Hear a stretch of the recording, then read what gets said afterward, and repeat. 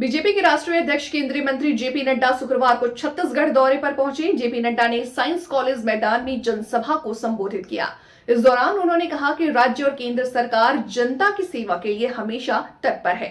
उन्होंने कई विकास कार्यों का लोकार्पण और शिलान्यास किया। छत्तीसगढ़ सरकार के 1 साल का कार्यकाल पूरा होने के मौके पर बीजेपी के राष्ट्रीय अध्यक्ष जेपी नड्डा शुक्रवार को रायपुर पहुंचे। यहां उन्होंने जनसभा में संबोधित करते हुए कहा कि पीएम नरेंद्र मोदी छत्तीसगढ़ में विष्णुदेव साय की नेतृत्व वाली सरकार जनता की सेवा के लिए तत्पर होकर काम कर रहा। इसी का परिणाम है कि पूरे देश और प्रदेश में उत्तरोत्तर विकास हो रहा है। सुरक्षा कर्मियों ने अपनी शहादत दी थी। आज हम उन सबको, उन सभी आत्माओं को अपनी भावभीनी श्रद्धांजलि देते हैं कि उनकी शहादत के कारण हम भारत की संसद की रक्षा कर सके और सांसदों की रक्षा कर सके। इसलिए 13 तारीख को जहां हम इस दृष्टि से उन्हें याद करते हैं, वही संसद के गौरव को बचाने के लिए उनकी शहादत सदा सदा के लिए याद की जाएगी, यह मैं जरूर कहना चाहता हूं। मित्रों, आज 13 तारीख को 1 साल पहले विष्णुदेव साय जी के नेतृत्व में छत्तीसगढ़ की सरकार भी बनी थी। यह खुशी का पल है कि साल भर बाद हम फिर एकत्र होकर जश्न के तरीके से साल भर के गौरव गान के साथ जो कार्य विष्णुदेव साय जी की सरकार ने किया, भारतीय जनता पार्टी की सरकार ने किया, उसको हम जनता के सामने रखने आए हैं। लेकिन मित्रों, सिर्फ हम खुशी मना लें, सिर्फ हम हर्षोल्लास के वातावरण में जो कहा था वो किया था उसका गुणगान कर लें, सिर्फ इससे काम नहीं चलता। हमें राजनीतिक दृष्टि से यह देखना होगा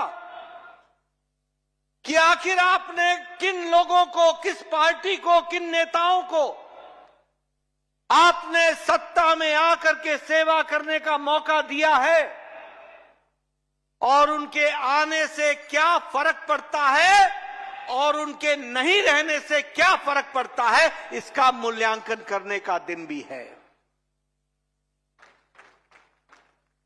इसलिए जब हम 13 तारीख को याद करते हैं तो आज मूल्यांकन भी कीजिए। और मैं हमेशा कहता हूं, देखो, उजाले का मजा, प्रकाश का मजा तभी आता है जब अंधकार की त्रासदी तुम पहचानते हो। जब तक अंधकार नहीं जानोगे तब तक उजाले का मजा नहीं आएगा।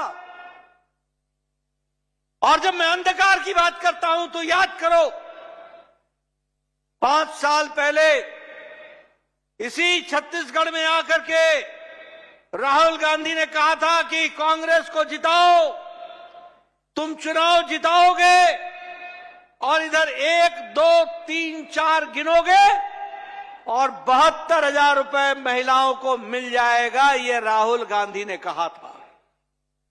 कहा था कि नहीं कहा था भाई? बोलो जरा, जोर से बोलो, कहा था कि नहीं कहा था?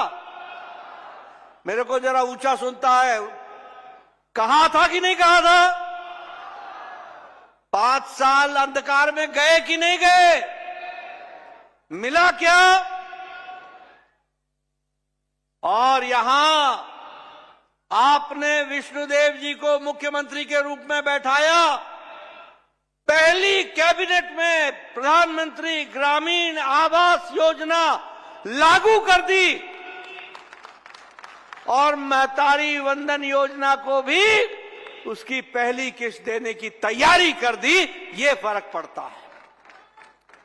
बोलो, अंधेरा और उजाले का अंतर समझ में आया कि नहीं आया? आया कि नहीं आया? अब याद रखना, अगर उजाले को संभाल के नहीं रखोगे तो अंधेरा आने में देर नहीं लगती है। और इसीलिए मैं छत्तीसगढ़ की जनता को आपके माध्यम से इस बात को बताने आया हूं कि सिर्फ महतारी योजना की बात नहीं है, ये नीयत की बात होती है, ये नीयत की बात होती है। और भारतीय जनता पार्टी का नीयत, नीति, कार्यक्रम ये साफ दिल से छत्तीसगढ़ की जनता को सेवा करने के लिए समर्पित है। हम सत्ता में, हम सत्ता का जनता की सेवा के लिए उपयोग करने आए हैं और कांग्रेस पार्टी सत्ता का उपभोग करने के लिए आती है। यह अंतर हमको समझना चाहिए। हम उपयोग करते हैं, वो उपभोग करते हैं। हम जनता के लिए मर मिटते हैं, वो जनता को धोखा देकर के अपने घर भरते हैं। इसको हमको समझ लेना चाहिए। और जब तक ये अंतर हमको समझ में नहीं आएगा, और इसलिए मैं कई बार कहता हूं कि आपने अगर हमारी सरकार बनाई और यहां लोकसभा में 11 में से 10 सीटें आपने चुनाव जिता करके भेजा, तो मैं छत्तीसगढ़ की जनता को नमन करके धन्यवाद देता हूं कि आपने राष्ट्र के योगदान में अपने आप को आहूत किया। वही छत्तीसगढ़ को नई दृष्टि के साथ चलने के लिए आपने प्रेरित किया है। इसके लिए आपको मैं बहुत बहुत बधाई देना चाहता हूं।